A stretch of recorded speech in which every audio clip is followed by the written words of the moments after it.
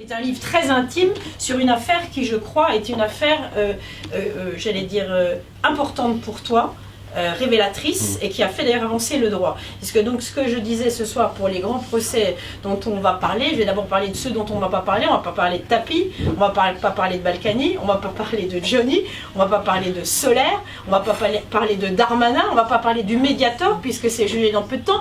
Quand tu t'occupes, on ne va pas en parler. En revanche, il y a des affaires dont on va parler, une notamment, qui a fait l'objet d'un livre que vraiment je vous conseille, qui est un livre, moi, dont je ne suis pas sortie dans le même état qu'à l'entrée. C'est-à-dire que ce qui est sur le génocide réalisé par les Khmers rouges, et c'est sur le procès de Douche, le bourreau, qui a tué à lui seul 17 000 personnes. Et la rencontre tant avec une des victimes, un des fils des victimes, qu'avec effectivement ce procès, cette région, cette culture, cette cruauté, cette histoire, a donné un livre absolument magnifique, parmi les 3 livres que Pierre-Olivier a écrits. Je les montre maintenant, puisque tu me laisses un petit temps de parole rapide. Il y a donc ce livre-là, qui est un livre qu'il a écrit, qui reprend un livre de son père, puisque son père avait écrit une histoire des avocats en France, que tu n'avais pas lu de son vivant, que tu as découvert finalement après qu'il soit mort, et que tu as repris, réactualisé. Donc beaucoup d'émotions dans ce livre-là, notamment dans l'avant-propos, puisque le fils ne s'était peut-être pas intéressé au père de son vivant, autant que ça, et que relire le père après sa mort est probablement plus émouvant, et entendre sa voix comme tu le disais. Donc ça, c'est un livre évidemment un peu plus technique, je dirais, où il y a beaucoup de portraits aussi de tes maîtres ou des hommes que tu admires, comme Vergès, comme celui qui est mort là-dedans, enfin c'est beaucoup de morts, Olivier Metzner. Voilà. Et il y a un 3e livre qui est un livre qu'il avait écrit peut-être pour des raisons familiales, pour expliquer à quelqu'un de proche la justice, les procès, et qui est un livre de nouvelles judiciaires. Et là on voit qu'effectivement il y a l'avocat médiatique qu'on connaît, l'avocat charismatique, l'avocat qu'on dit parfois un peu mondain. Et là on a un avocat qui, enfin on le dit parfois, mais c'est normal, il faut bien chercher du travail. Hein. Bon. Un avocat qui aussi, comme tu le dis, se garantit son strapontin au paradis en traitant de cas moins lumineux, mais des cas passionnants sur le plan humain, sur le plan des assises, des cas de viol et d'inceste mélangés. Peut-être que tu peux d'ailleurs nous raconter cette affaire-là qui est quand même assez frappante. Effectivement, il a tout défendu, y compris un terroriste, un serial killer, un homme qui tuait les vieilles femmes. Tu as évidemment été dans le pénal du sang, le pénal des affaires, et je reviens à cette affaire parce qu'elle nous permettra peut-être d'enchaîner aussi sur l'affaire Carlos Ghosn, dont on reparle beaucoup ce soir. Notamment il y avait Borgne qui était effectivement sur BFM, disant qu'il allait porter cette affaire devant les Nations Unies, ce qui est effectivement ce à quoi tu as participé au moment du procès de Douche, puisque, et là je vais terminer parce que là je sens que mon temps de parole est écoulé, puisque dans les progrès qu'a fait Pierre-Olivier en tant qu'avocat, et d'ailleurs après en tant que bâtonnier, c'est de permettre aux victimes du génocide de se constituer partie civile et de plus simplement être témoins. Et donc c'est une juridiction onusienne internationale qui a opéré le procès en 2009 de Douche. Et là, ce qui m'a fait penser ce qui fait le lien pour moi avec l'affaire Carlos Ghosn, parce que j'ai l'impression qu'il y a une cruauté similaire, des méthodes pour faire avouer, des méthodes pour épuiser, pour dérepérer, des méthodes particulières. Voilà. À vous, oui, maître. La procédure, alors Carlos Ghosn effectivement ce soir annonce qu'il saisit le groupe de travail de l'ONU sur les détentions arbitraires pour faire condamner le Japon par l'ONU sur la procédure qui lui est faite.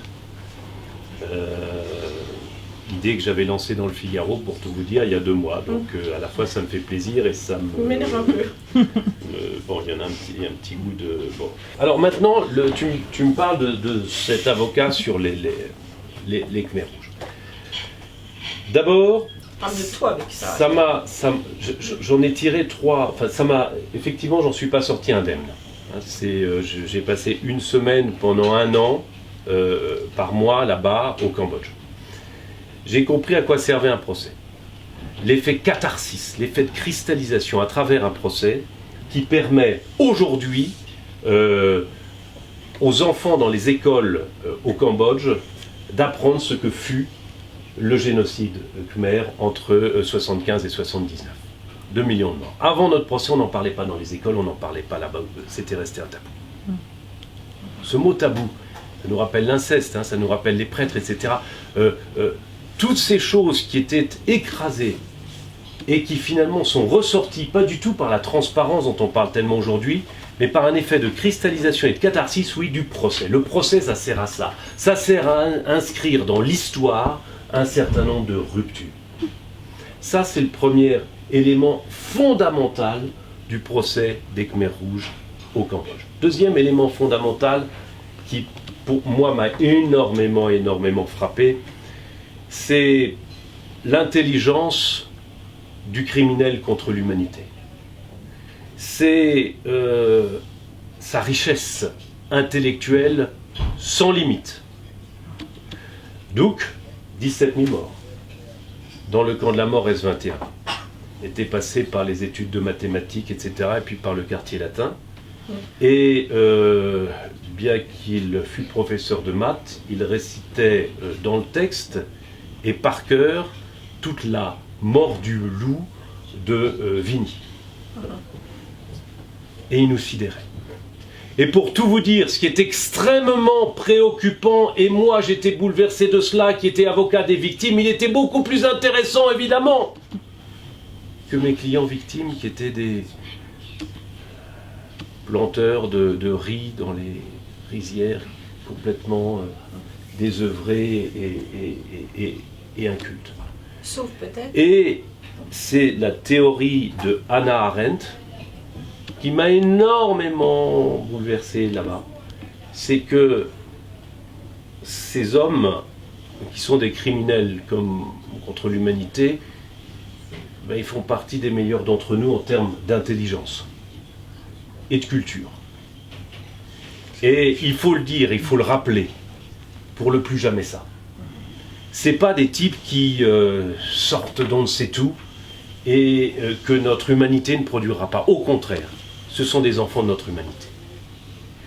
Et il était tellement intelligent, ce type, qui s'est converti, il a quitté le bouddhisme, et il est devenu chrétien. Et il nous a dit qu'il était devenu chrétien parce qu'il avait choisi la religion qui plaçait le pardon au plus haut. Et il nous a dit qu'il cherchait le pardon non pas pour lui, mais pour les autres.